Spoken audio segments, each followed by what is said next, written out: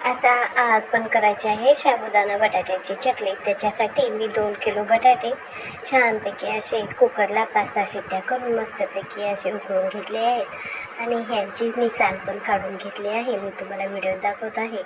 आता आदल्या दिवशी रात्री मी 1 किलो साबुदाणा भिजत टाकला होता आणि साबुदाणा 2-3 वेळा स्वच्छ धुवून त्याच्यावरती 1 बोट भरेल एवढं मी पाणी ठेवलं होतं आणि साबुदाणा अशा प्रकारे आपला भिजला आहे। आता मी एका जर्मनीच्या टोपमध्ये 1 तांब्या आणि वरती अर्धा तांब्या पाणी घातले। त्याच्यामध्ये मी मिरची पावडर आणि चवीनुसार मीठ घातलं आहे।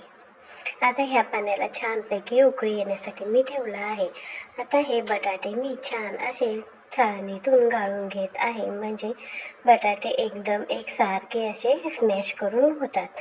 आपण जर हाताने केलं तर अशा चांगले ते होत नाहीत। अशा प्रकारे चाळणीनं केलं की पटकन होतात आणि हे चकल्या खूप खुसखुशीत पण होतात। बघा अशा प्रकारे आता मी त्या पाण्याला उकळी आल्यावर तो साबुदाणा ह्याच्यामध्ये टाकून घेतला आणि साबुदाणा उकडलेल्या बटाट्यामध्ये चांगला असा मी घालून घेतला आहे आणि आता हे मी मस्तपैकी असं हाताला कॅरी बॅग घालून मी असं एकजीव करत आहे आणि लागेल तसं मी ह्याच्यामध्ये गार पाणी पण घालून घेतलं आहे, तेवढं चालतं बरं का।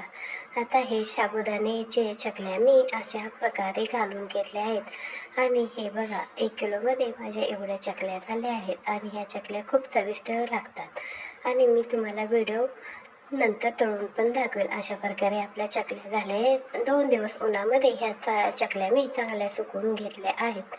अशा पद्धतीने तुम्ही चकली करून बघा, एकदम तेलात टाकल्यावर फुगते आणि खुसखुशीत होते।